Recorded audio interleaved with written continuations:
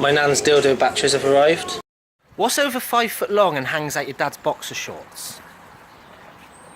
Hi, Mum. Should we bring it out now? Yeah, bring it out, man. Alright. I'm gonna bring all 4 mics up, Jay, so we're all gonna be live. Oh yeah, it's a late breakfast on Soho Radio, 10 past 10 till 11 today, with Sunil and Ed Surname. Am I saying that right? That's right, yeah, I've had way worse mispronunciations than that. Surname? You said it right, you said it right. Fantastic.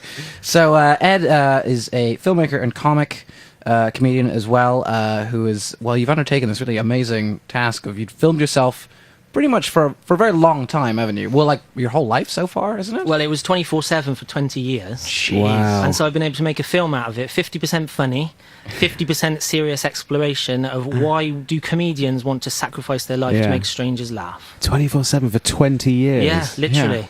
Wow. So is that when it was on like tapes? Oh, you got old tapes? I documented from analog to digital, yeah. Really? Without meaning to, you know. We didn't know it would ever go digital. Yeah, yeah. Wow, that's incredible. So you went through Okay. that whole little process. So that's insane. That's brilliant. That's how. So I know you've probably been asked this question before, but I'm curious as to how you kind of go. Do you think in your mind now you'll go, I think that'll stay in or that'll go out, like sort of editing itself in your head? Yeah, as you go, actually, or? I haven't been asked that before. Oh, really? Okay. Actually, most people focus on the practicalities of like, how do you film this? How do you film that? You know. But no, I did when things happen, because it's so hard to go through like 20 years of footage in real time. Yeah, absolutely. Yeah. Impossible. Yeah, I did find myself doing that, editing in my head. That's right. Oh, okay, so do you sort of approach anything and go like, well, maybe I think there'll be something interesting here, and sometimes I guess you can also not provoke, but kind of instigate something that could.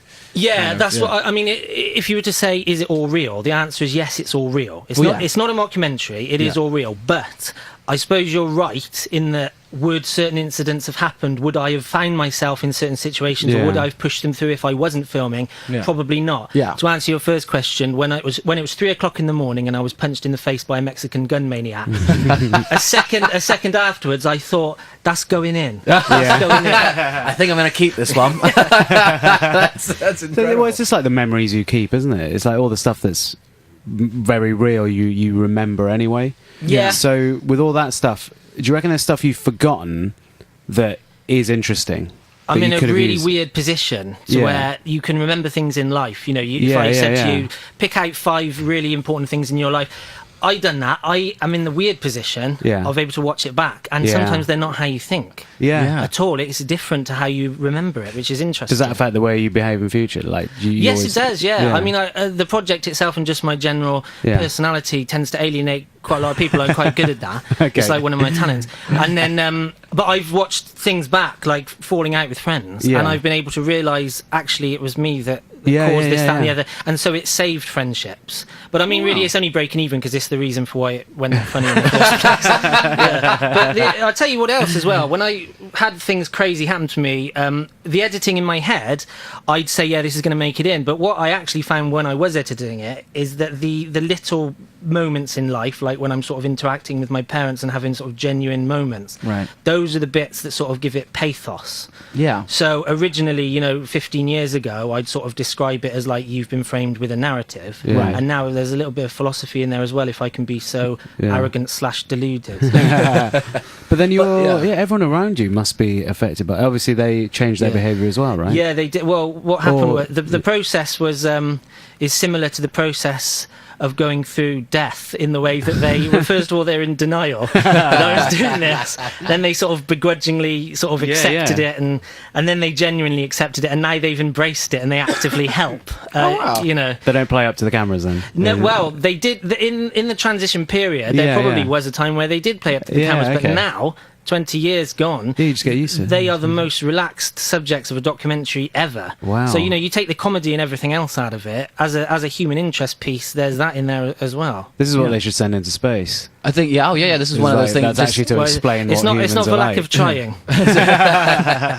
As I think, as well, you were talking about the narrative thing as well, and so when you started, I imagine you were thinking, okay, well, like you'd said before about it kind of being, okay, well, we'll have there wasn't so much of the pathos there because of actively how people were reacting around the camera, that would have been different. So do you think that came as the process was happening? You thought, oh, hang on a second, maybe there is a story here, we can wind that in, or was there always a kind of arc when you started it? No, originally it's changed from what it originally was. 20 years ago, when I was 10 or whatever, I didn't sit down and go, I'm going to make a film in 20 years for the Camden Fringe. No, of course. But what I did want to do is, my family's quite funny, right? And I've always been obsessed with comedy. But what I find funny in life isn't jokes. It's real life situations. You can't make it up, can you? Yes. Someone posting a battered sausage through my granddad's letterbox. You know, not a euphemism. That's a story I want to hear about, but that's hilarious. But the thing is, the story isn't as funny as seeing his face. Right, And so I thought, when I was telling my friends and they were laughing and all that, I thought there's nothing like actually being there. So I wanted to film everything and make a real life sitcom with my family as the cast. That's what I started doing. Things happened that were really funny. I turned the camera off sometimes in the beginning and I missed things. My dad was nearly killed by a firework. It was such a shame I didn't film that. And so, like, I thought, you know, it became easier, as crazy as it sounds, to just never turn the camera off. So it turned into this. And it was only a couple of years ago that I thought I can make this film about what it's like to follow your dreams in comedy. That came much later. Right. That sounds to me like the least interesting part of the whole thing. The what it's like to do comedy. Like, everything else sounds absolutely fascinating. Well, I think the personal cost of having an artistic ambition and what you go through. Oh, I see. That is sort of like, it's like, just to give an example, you know, people see a gig. I did a gig that I was really pleased about. It was my first paid gig, right, and everyone was seeing me laughing and joking on stage and all of that, and everyone else, like my friends, thought, oh, what a great night for him. But I was nearly bankrupt because of what I'd already put into it. So I think, like, you know, this, what we see laughing and joking, it's not what people think it is with comedy. I would, as I was editing it, I thought, even though this is going to translate to the general public, nobody will understand it quite like comedians, because we know what we all go through to make strangers laugh. I mean, it's crackers, isn't it, sometimes? Oh, it's ridiculous. I always call it the drop after, when you finish and you go off stage. And sometimes if you're working at a night that you help out at and you help pack up, it's sort of, you see the room that's full and then you help pack out and it's completely empty and you're like, well, 10 minutes ago this room was full of people and they were all laughing, and now it's now just a function room in a pub. And it's really, that drop is so depressing. You're just like, it's how depressing. do you you're trying to find that balance to kind of get to flip that back so it's not as hard for you. I mean, we voluntarily went into that that's comedy true. Well, club, that's the thing, isn't it? So I mean, I do exactly the same. I'm all depressed in a hotel room or whatever. It's sort of the equivalent of a heroin addict going, oh, for God's sake, I'm not high at the moment. Exactly. It's like, come on, we're gonna get my next hit. This is absolutely. So I just thought, there's something about the human condition. There's enough of us obsessed with doing it. I thought someone has to put a commentary on this. And that's what this is, hopefully. And I think the balance as well with the family life is quite a nice touch too. And like you said, it's fascinating. And the fact that your family, like you said, your family is very funny. It's like that adds something to it. Yeah, they're funnier than me. I mean, my sister's getting... I'm not saying, like, I'm really funny, but I just... Obviously, the intention when you go on to do stand-up is... I'm obviously planning to be funny. Absolutely. But I wrote a speech for my sister's wedding. It's coming up this Saturday. And my dad has written a speech, and I was furious. He said, can I have your advice with it? And it was so funny, so much better than mine. There's no way I can top it. No way. No way. They're just naturally, they've got all that. So that's good. And they support the dream as well. So it's, it became the main thing, like you say, one of the most interesting bits. It's interesting that I don't think comedians tend to be the funniest people in their group of friends or family anyway. No, I've heard that quite a lot. To my face, it's something else driving it, isn't it? Which is I think it's something. I mean, what's the time? About 20 past 10. If I can get really depressing, I think it's something really dark driving it, in the way that you're trying to fill a void. I'm not going to make eye contact with any of you. No. I'm not making. It's not personal to you too. I'm saying comedians in general. It's mainly Jay that's filling a void, but he can't make eye contact with her because she's behind him. What would be the best thing to say? That's what I found out about myself. No, absolutely. Okay. And it's a depressing thing. I mean, I've read about narcissism and things like that. About how outwardly they will appear one way, and it's sort of to put a mask on to cover up an insecurity. And it was a depressing, really bad day. Really, really dark. Actually, when I thought that was what I was going through, I ended up not being diagnosed with it because I wanted to. I read about it. There's somebody on the internet that writes about narcissism. I sent in the film, and he really liked it. Yeah. But he is a diagnosed psychopath, so it's not my best review. But when I went to the psychiatrist and said, "Look at what I'm doing. Look at this," because I was able to sort of introspect and go, "This is crackers." Yeah. Before anyone else, before the reviewers. Right. Yeah. And I said, is this like narcissism and all of that? And I was really worried about it. And they said no, but the psychiatrist did say he thinks that it's a good idea. That went straight on the poster. Oh, nice. Well, narcissism is where you have to want other people to see you as you see yourself, right? Yeah, that's true. Yeah. So, but you seem to have quite a lot of self-awareness. I do, yeah. That's what the diagnosed psychopath said to me. Right. He said that there's certain things in my behaviour that rule it out. Yeah. So, I mean, I'd worried over the top, but there's certainly an element in there that's sort of unhealthy. I mean, it is, I think we can all agree that filming life for 20 years, 24/7, unhealthy is a good word, we glossed isn't over it? that, didn't we? Yeah. That's the most polite word, isn't it? We do seem to have brushed completely over that.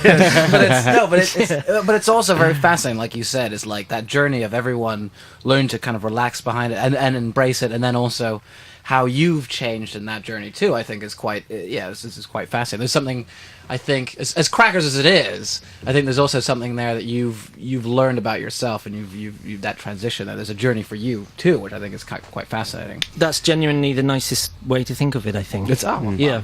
There you go. It's should we play a little track? I think. I thought you were gonna have a little cry. Well, really? That's why I want to play the track, because I'm tearing up now, and then we will. Excellent stuff. It's really fascinating. I watched the trailer. I was like, this is brilliant. And then I think the end really got me. I don't know, just the end of the trailer. Got you in a good or bad? No, in a great way. I just lost it. You're still talking to me. Yeah. And the dad with the boxing gloves was brilliant as well. So, what do you do with the boxing gloves? And then just cut straight to yeah. It's very well put together. It's really well edited and stuff. Thank you. I just thought, I wanted to do something a bit different. So. Yeah. Well, I have done that, whether people like it or not. No, but I think that's such a good approach as well. Right, we'll save all this diamond stuff. Yes. On air. Yeah, because when I used to do my radio show, we used to speak in the canteen beforehand, and then I stopped doing it because you go over the same stuff, but it's less like it hasn't that spark. Yeah. And so you're just like, you're like, we should save that. Oh yeah, but it's not gonna be quite the same. Yeah, and it never is the same. Yeah, you're just like, oh no. So I just used to turn up in silence. Yeah, I just sit there and just wait.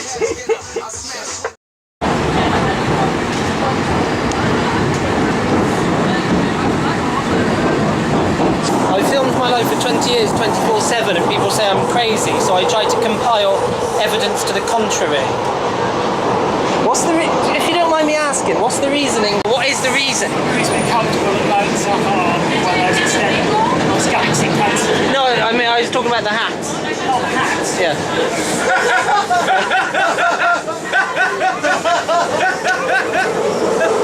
This man is doing a blog. What country are you from? Suffolk. What's unsolicited too? Thank you very much.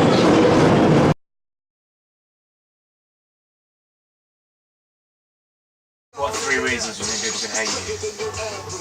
That's so much to choose from. That's great. What I don't like about stand-up, even though I do it and I've done it, I don't like that there's an expectation to be funny all the time, whereas if you're chatting on the radio, it comes much more naturally, doesn't it? Because there's no stress. So when I did my radio show, I used to love it way more than doing stand-up. I think it's a reason why comedians prefer to spend time with other comedians. Yeah. Because there's no pressure then.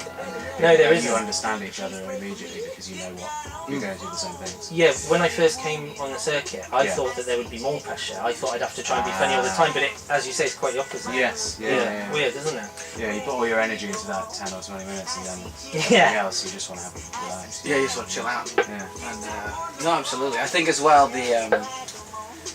I think it sort of depends as well. I think as you kind of sort of go up the scale a bit as well, I think, well, in my experience anyway, I've sort of found definitely in the beginning when you're starting out with a lot of open mic guys, there is that pressure to be like, oh god, we all gotta be funny, everyone's kind of panicking, and then sort of as you transition a bit more and you kind of climb the ladder a little bit, you're like, oh no, there's no, and then you make more friends in Exactly, it. Absolutely, yeah. That's when it started. It becomes more genuine, isn't it? Absolutely, yeah. And I like being around comedians. They're my favourite group of people.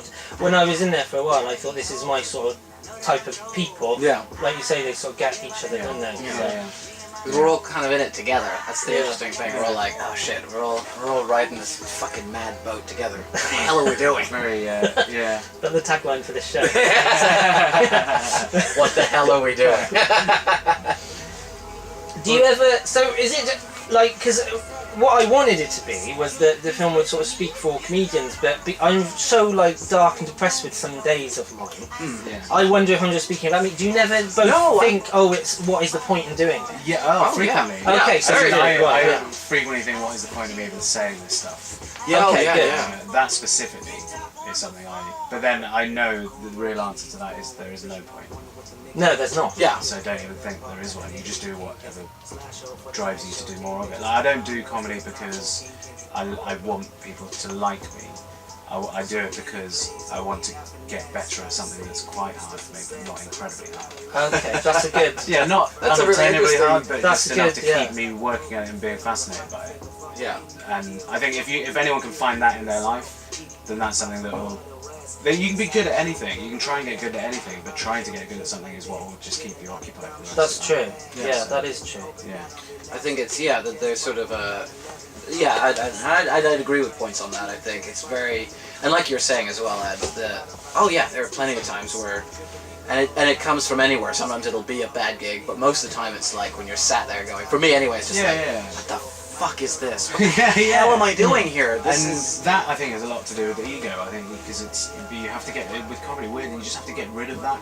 Oh, no, absolutely. And you have to be sort of not just vulnerable on stage, but when you're making this stuff as well, you gotta like not worry. You just gotta be like, okay, I like me.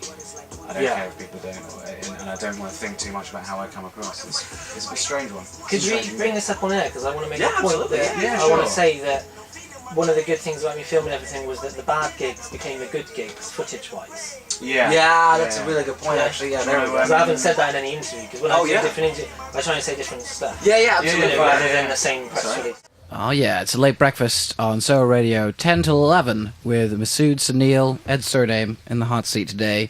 Fantastic, fascinating stuff with this, with the film. And what's it called again? Sorry, I've completely It's called Unsolicited Material. Unsolicited Material, that's it. So we were just chatting over the break there, and you were saying about how we're talking about nature of gigs and sort of when you have good days and bad days.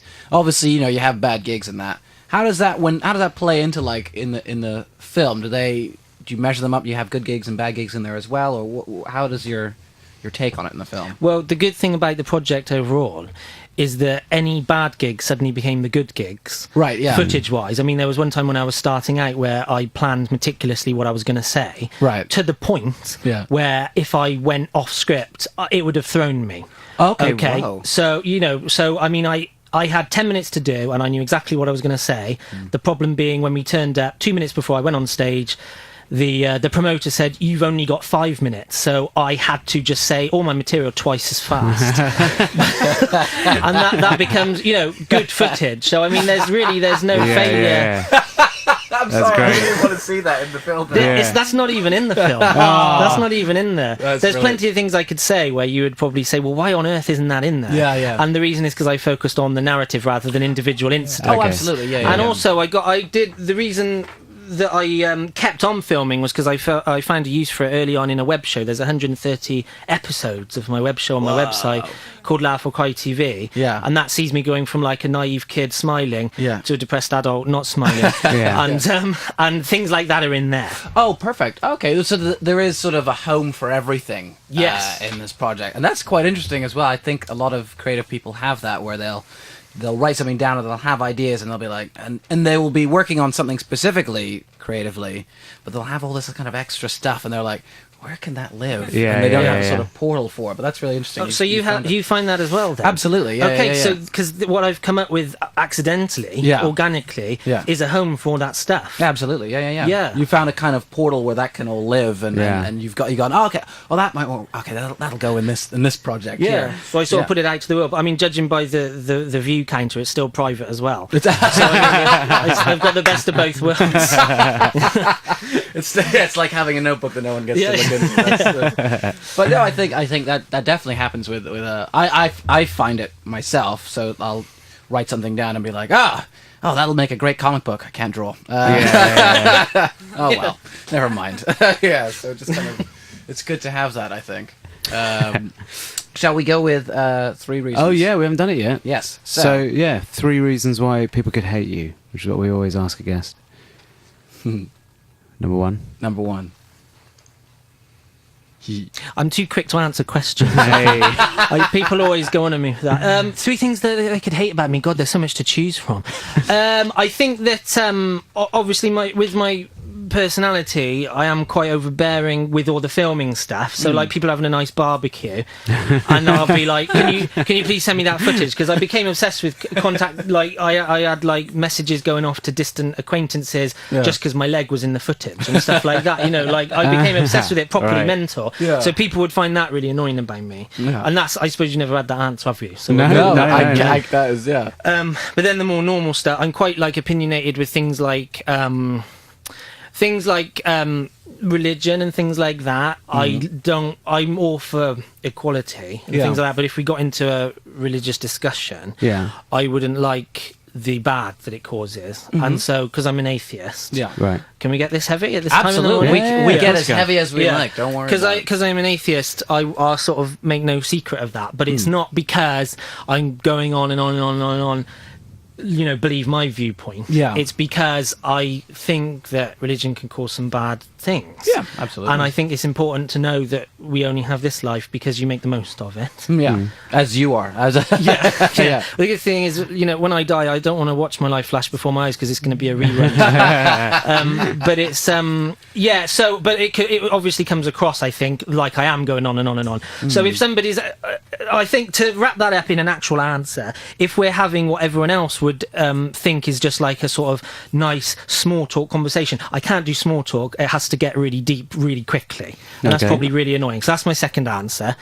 My third answer is I can't think of anything else other than 2 things at once. So that's it, just 1 and 2. And then that's it. Interesting you bring that up. I was at I think it was Latitude the other week, and there was a guy who did a talk about what you're saying about the how everyone kind of does small talk, and that's what they do. And he's Professor Zeldin, that was his name. What a great name. And his whole philosophy is about people kind of opening up quicker and not doing the small talk thing. So he had this kind of, I guess, experiment at the end of his talk where he handed people kind of a menu, and they would kind of open it up, and these would be subjects they would chat about to strangers, and that was the whole thing, was to kind of open up to people quicker and you know, just miss this whole small talk thing. I'm with you on that. I think there are sort of sometimes you meet somebody, hey, how's it going? Oh, what are we doing? Can we just how's your mother? Let's get to something deep. Let's let's really just get on board with this, because like if you go to, let's say, a barbecue like you're saying, and the first thing is like, oh, hey, you know, Ed, this is Tony. And you're like, oh, hello, Tony. And Tony's like, so, what do you do? You're like, oh, are we really doing this? Or are we going to just... I don't know. You have to find a way in, don't you? Because a lot of people, they don't want to open up to everyone. You don't want to immediately do that. But it's kind of like, it's weird when like people ask you to be, like, to go in with the deep stuff. It's like, well, you need to trust that person. And you need to know that they're not just really odd. There's also a chance you might never meet this person again. Yeah, it's true. Yeah. What have you got to lose? what your opening gambit said. Yeah. If you're getting deep, conversations deep. Yeah, if you're getting deep nice and early. Yeah. How do you get in? What do you think of small talk? I bloody hate it. I've had a really weird experience with it because of this project. I've got money so that I avoid normal jobs for about 7 years. Yeah. Wow. And so I was at home with my wife for 7 years, and I only ever really spoke to her, and we had really deep conversations because we connected on the level that husband and wife connects, right? But it was at the exclusion of general society for me. So when I tried to go back into normal society, like when I did my radio show in London and stuff, I had no time for small talk. Like, I really didn't. There was no option for me to try and put up with small talk. So I guess the way around it for me isn't any opening gambits or lines, because I think that would be like the equivalent of a chat-up line. I've noticed that if you just sort of, you know, go up with a certain body language and sort of open up about yourself, yourself, Yes, people are more willing to do so. But even that feels false because I know why I'm doing it. Yeah. You see, so I don't like society at all. I know the feeling's mutual. But, like, this whole thing that he was... What was his name? Professor Zeldin. Yeah, amazing. I'm really with him on that. I might research him, actually. Yeah, it was quite fascinating stuff. It was just quite an interesting little talk on. I thought, okay, well, there's a way to kind of open up and get. But I think that you raise an interesting point as well about opening up first. I think that's where you can get around that trust thing. Is that if you're willing to put yourself out there first, and someone's like, oh, okay, well, this guy's all right. Oh, here we go. Yeah, and they might be thinking the same about small talk, and it just takes someone to do it. To just go, hey, I'm done with this. Let's. I think it's a British thing. I think most British people will small talk just to be like, oh god, let's not be awkward. Actually, I do this in my show at the end. Yeah. Because I tell them, there's ways which you can come across as likable. Yeah. And one of them is to show your flaws and a bit of vulnerability early on. Yeah. And that makes people sort of start trusting you. Yeah. Which is almost psychopathic. I think there if should it's be studied, it is, but if you just do it naturally, it's, Yeah. I think there should be a code for, when you see someone on the bus that you know well enough to where you have to stop and talk. Yeah. But you don't know well enough to the point where you have nothing to say. They're probably feeling exactly the same. There has to be some code in society where we both just sort of nod to each other or something, and then we can just sit down. Absolutely. I think you're talking about... Please. I think you're talking about outside London. In London, you just straight away ignore them. Okay, no, I am talking about outside London. Yeah, outside London, because it's like you will see them frequently enough. Both of you will keep your heads down. Oh, yeah. Just like you'll look up and then you'll both recognise each other, but it's nothing. They'll just be like, Masood! Masood! No. Just have his head right down like that. That's what he does. Do you know that guy? No, I don't. I didn't know that happened in London. See, I'd never moved to London because it's so expensive. This is fascinating. That might be worth the extra £3 a croissant cost. It is absolutely worth it. We've so some invaders in the studio here. Well, some of the fans. I bloody hope so. Some of the fan base. Hey guys, hello. So this used to be a coffee shop, and we just found out that it was. This will probably make it into the podcast. We just found out that that the coffee shop is now closed, and 2 customers just came in and like, oh, where's the coffee? Sorry. We got no coffee. And so Neil had to pop out and be like, it's none. No coffee? No coffee. No, there's none. There's no one here. Look, I was very polite though. Yeah. If the station manager's listening to our show. Yes, we can make this work because on my footage we can dub it over that was the fans. We can put screaming in and all things like that. Oh, wicked. The manager's Adrian, isn't he? Yes. Yeah. I took so long to try and get through to him to the point I kept getting his answering machine to the point where I was considering recording my part of this interview in 1-minute installments on his messages. I could not get through, and there was I'm really, really surprised to be here because when I met him. Yeah. I could tell by his face he'd heard the message I left to him and said, oh, hiya, Adrian, I've got a pitch for Soho Radio. It's, you saying call me back in 20 minutes, I'll definitely be here. And then just a ringtone for 20 minutes and me saying, why did I bother staying in? and then I'm still here. Amazing.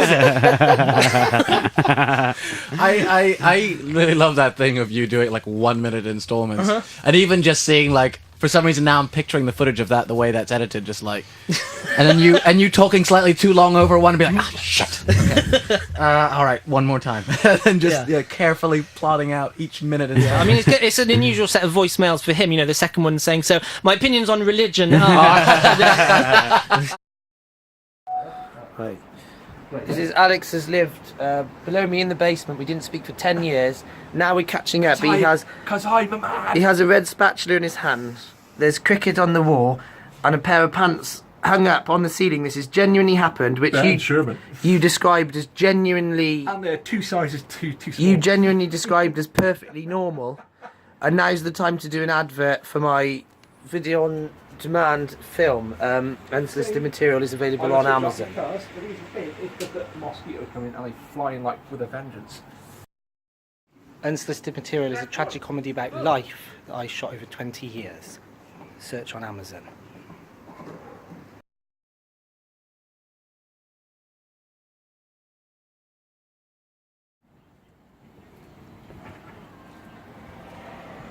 Unsolicited Material is available on Amazon now.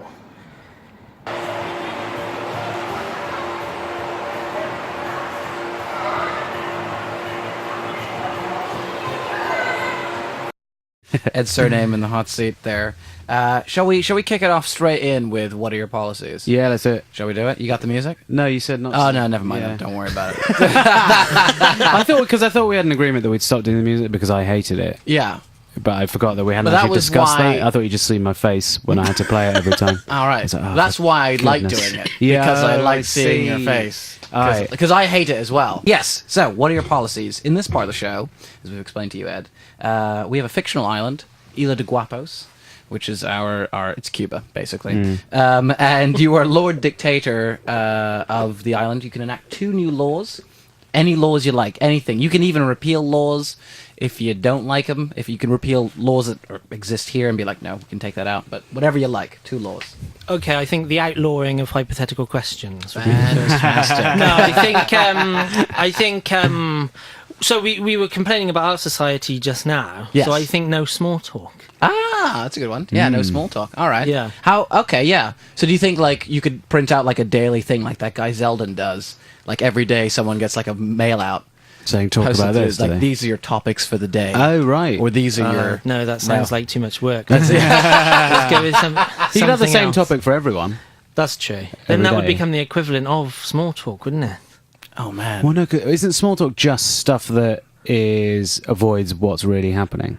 Oh, I suppose it is. I don't know what the definition of small talk is. That's where I would class it. I'd class it as, like, let's say... So this would be like medium talk. This is medium talk. We did deep talk earlier. That's big talk. That's me big for talk? that's me for the day. I don't think we've done any small talk. No, I don't think so. We No, talked we about haven't. buses outside, though. Oh, did you? Yeah. Yeah, okay. we did actually. And I knew it was small talk as I was doing it as well. It felt awful. I started it as well. I tried to go. I tried to go off. deeper into it by talking about the economics of the business, but Yeah, I really tried to change a gear there. I really tried to get into the nitty gritty. Yeah. Right, this isn't funny. Yeah. Sort of my speciality. But transparency with the government. Ah, okay. your government. That's like though. a genuine answer. This will be your government. No, like the government of the island. Yeah, But you absolutely. run it. But you run it. Oh, I run it. Yeah, Yeah. transparency, because that's easier. Because if you're trying to spend all your time like doing stuff like shady stuff and then hiding it, Yeah. you know, I have tried that in my life with other things. You're over and that. it's easier to just say it, you know. Just do it. Just to go, Yeah. hey, Oh, we're but doing I this. suppose you can be transparently bad at what you do. Yeah, and also, yeah, if you're like selfish, but you're sort of Yeah. transparent with it, it's not so much of a. They can't get you on anything else other than the being selfish. Yeah, and then it's it's like, Slippery. Yeah. A slippery man. Fully admits what he's up to. He's incompetent. Come on now. Yeah, we can't blame him for that. so that's like a genuine answer, transparency in the Yeah. government. I think that's something. It's funny you're talking about that. I've been reading a few things about. What was it? I started watching that TV show Stranger Things. Have you guys? This Netflix show. It's quite good. It's quite a good show. And they mention a project called MK Ultra, which is something that the U.S. government, the CIA experiment they did back in the... Oh, well, with acid and that. Yeah, with LSD. They just gave LSD to a whole bunch of people. Some of it solicited, some of it unsolicited. At one point, they drugged one of their agents. Yeah. And they didn't tell him until afterwards. They're like, oh yeah, by the way, we slipped some LSD into your coffee. And he, flipped out and killed himself. This kind.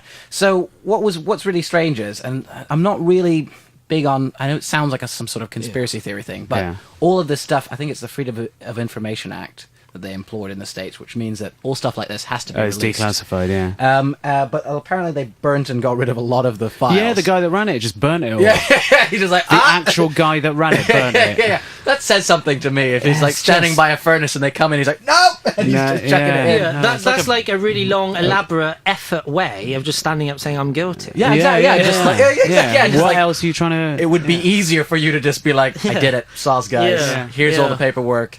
We can work this out. I'm gonna get away scot-free anyway, but yeah. That sort of thing. It's sort of I found quite fascinating, and sort of thought like, wow, this is dreadful. I really wish this sort of stuff would come out more, so that we're all like, wow, what are these guys up to? This is The deep. amount of things that you hear about when it's too late. Yes, absolutely. And I mean, sometimes, I'm watching things and it's sort of 20 years after the incident, and I think on one hand, well, at least there's some justice, however late it is. Yeah. But then it makes you think there's probably so much other stuff we'll never know about. Well, there's Oh, so yeah. much stuff that happens in the open that no one cares about anyway. as well. Yeah. Which is weirdly glossed over. But then these little incidents where it's like, oh, you lied to us about this weird stuff you're doing in a lab. Yeah. But then look at all the stuff that's happening every day. It's It's just that everyone's sort of ignoring that because it's been normalised. Yeah. Anything that's just slightly weird is just... I think also potentially it's And in a strange way, I don't want to sound like I'm supporting this idea, but also part of it is that it's kind of, remember, there's a huge group of people known as the public. Yeah. And if you unleash sort of all of this like horrible stuff on them, it'd probably be worldwide panic. Although at the same time, I don't know if it will, but more often than not, it would just maybe, be like... although at the same time, I guess if you overload them, then they'd be like, whatever. And then kind of just take it all in. I think that's a really interesting point. I think that the people running everything, there's two sides to it. I think they don't want to panic people. I think that's true. But then have you noticed also every 6 months something will come out, whether it's swine flu or like it's just every 6 months, where even this Brexit thing, really, it all keeps us in check. I think that's more our fault than anyone else's. Well, you don't have to watch 24/7 media. You don't have to read the newspapers. It's all like everything. Nothing. If you look outside, nothing's actually changed in the last 3 weeks. Well, that coffee shop's not there. Uh-oh. Oh, God. Brexit. Coffee shop's not there. Oh, it's happening, guys. I mean, for 2 weeks I was blaming everything on Brexit. Yeah. But I suppose this is the real sort of after effect. The aftershocks are now being felt. There's a guy outside in a repo van. I think he's going to take all this stuff as we're recording. I'm not going to let him take that coffee machine. No, that's yours, mate. I just love it as we're talking, someone starts disassembling the studio. That happened to the On FM studio that I was at. Yeah. I travelled up every week for 6 months. Yeah. And it was like a 6-hour round trip to do this radio show. Right. I'm living in Gloucester. Gloucester is like... nothing's happening. Yeah. Gloucester's known for the work of children's author Beatrix Potter and the work of serial killer Fred West. Come to my film, it's a bit in between. And so there's nothing happening. So I was happy to travel to London. Absolutely. And then for the last month or so, there was like rumours like, is it actually broadcasting on any frequency and things like that? And then eventually, I took leave. Yeah. And the next thing I hear is that the equipment was thrown out in the street in the middle of a show. I wish I was there. I don't have the footage. Oh. So I mean, you joke, but I've been there before. That's that one that they've actually been like, right, that's it. They just hawk it out onto the street. But it was funny. Yeah. Just to clarify, I don't think that's what's happening here. No. but I do think that sounds like something in a Simpsons episode. Yeah. It is a cartoon episode, isn't it? Where it was, I think it was in an episode of Simpsons where Bart goes in to get his ear pierced, and there's all these Starbucks coffees popping up in the shopping mall. Yeah. He goes in to get his ear pierced, he comes out, and it's a Starbucks coffee. And he's got a coffee in his hand. You should be killed if you murder someone. Straight away, or like we have now with... The difficult thing about answering things like this is that, this is the third law. The second law. Oh, was that the second one? Yeah. What was the first? The first one was a joke. Yeah. I thought it was government transparency. I should really start pointing out when I'm joking. It's not your fault. It would work well in my stand-up. It's because so many people do joke laws, so I thought it was right. But yeah, go on. Yeah. What I mean is, I think there's an injustice with someone playing a PlayStation, living in better conditions than some veterans are on the streets when they've killed someone. And so what that becomes articulated in a sentence is, I think someone should be killed if they kill someone. But obviously there's more to it than that. I'm aware of that. And also, did this start out as an idyllic island? The island has gone to hell. As in naturally it's beautiful, but the people will ruin it. Right. It's I guess it's sort of why I kind of went down the dictator, two laws, Cuba route. Is because Cuba is kind of like that, in my understanding of it anyway. It's like, I know people who lived in Cuba and they've talked to me, they've been like, oh yeah, it's horrible. It's they're like, it's the communism and all that stuff is just like, it's not a very nice place to live. Like, and it's so weird, like they have all these old cars there, like all the engines are stripped and they've been replaced and stuff, but it's just like the shell, this car, like an old 50s like car. But like, those are really dangerous to drive because they're not very well constructed, those cars. So like, it's like that kind of stuff happening where it's a very strange place. But so it started out kind of idyllic, and then, well, most people have laws like drugs are legal. One of my favorites was drugs are legal for 6 months. And then the second law is that they're illegal for 6 months. So it's like, and then it counters. Just for winter. Just for winter. Just drugs in the winter, and then the summer, go out and get some sun, mate. But I quite like, so that's an interesting point about the sort of, when, if you murder somebody, essentially what you're saying is, like, prisoners shouldn't have it so easy, because, like, the whole idea of that, like you're saying, is, if you murder someone, why do you get to have a PlayStation? And also, I'm assuming they have a PlayStation because of what I hear on the news, which might be embellished, untrue, or have an agenda. Yeah. So I suppose what's really inside me in the answer is, proper justice. Essentially, It's a tricky one though as well, isn't it? Because it's like on the one hand, it's like, well, like I'm trying to be as objective as possible, I guess, and it's like you could be like, oh yeah, no, I'm totally with that, but then it's like, oh yeah, well, who says you have the right? Well, no, I do because I'm the dictator. The whole point of the justice system is to remove anger from it, isn't it? Yeah, but I think in that way, which doesn't work when people are reading things and they're going, I want that guy to die now, because that's not how the justice system works. Yeah. That's not what it's about. Yeah. But yeah, it makes people very angry. I can see why.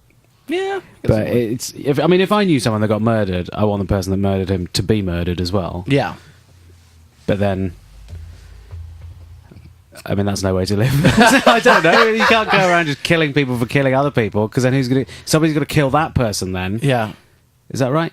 Yeah. Yeah. And then it's just chaos. Everyone's wiped out. Yeah. But eventually yes. And then there can only be one. Yeah. But I mean, the killing of the murderer would be as part of the agreed justice. So I know what you're saying. Yeah. Oh, right, yeah. All right, yeah. That's the law. But then the idea, I guess, would be like, well, if you know that that's the case, then you're probably not going to go around murdering people. That's the idea, I think. No, because murder laws don't stop people murdering. No, that's true. Because they're not harsh enough.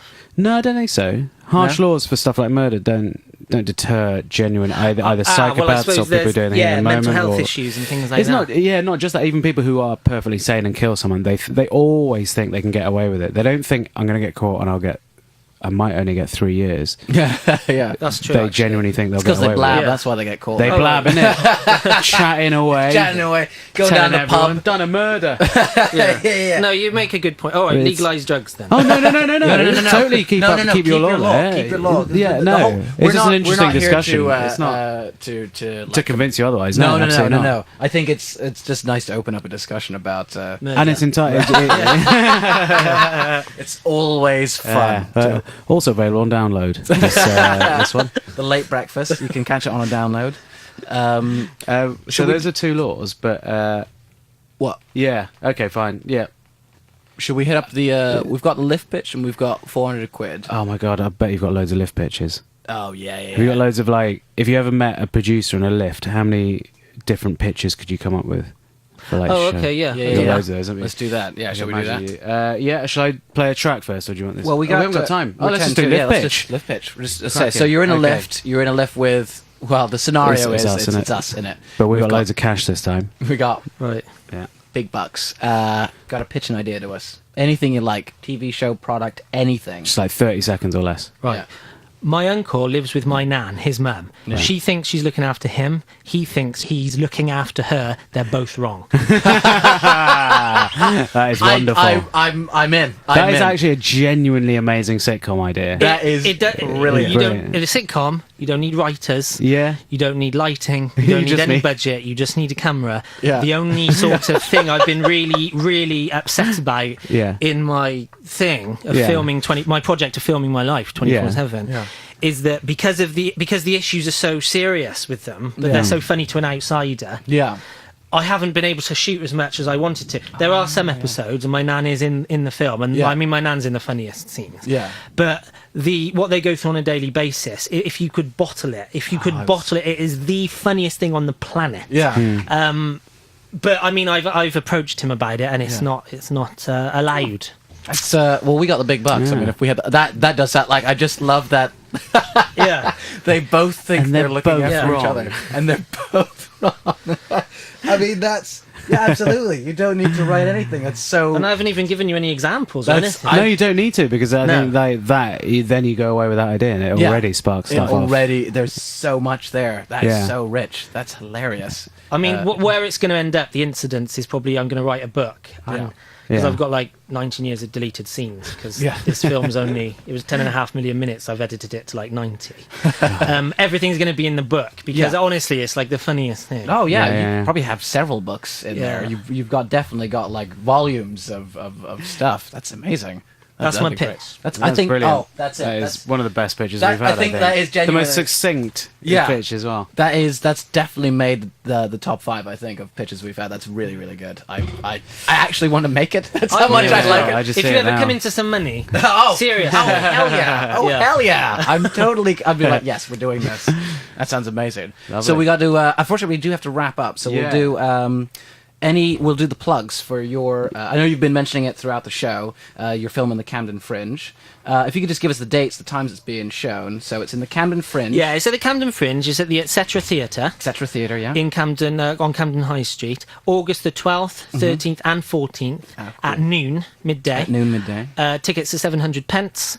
And you can see the trailer. If you go to YouTube, just type in Ed Surname Unsolicited Material Trailer. Or if you look at me on Twitter, at Ed Surname, all the links are there. All the links are there. I implore you to watch the trailer. Yeah. You won't have seen anything like it, and nobody can make anything like it again, I think is fair to say. It's brilliant. Absolutely, yeah.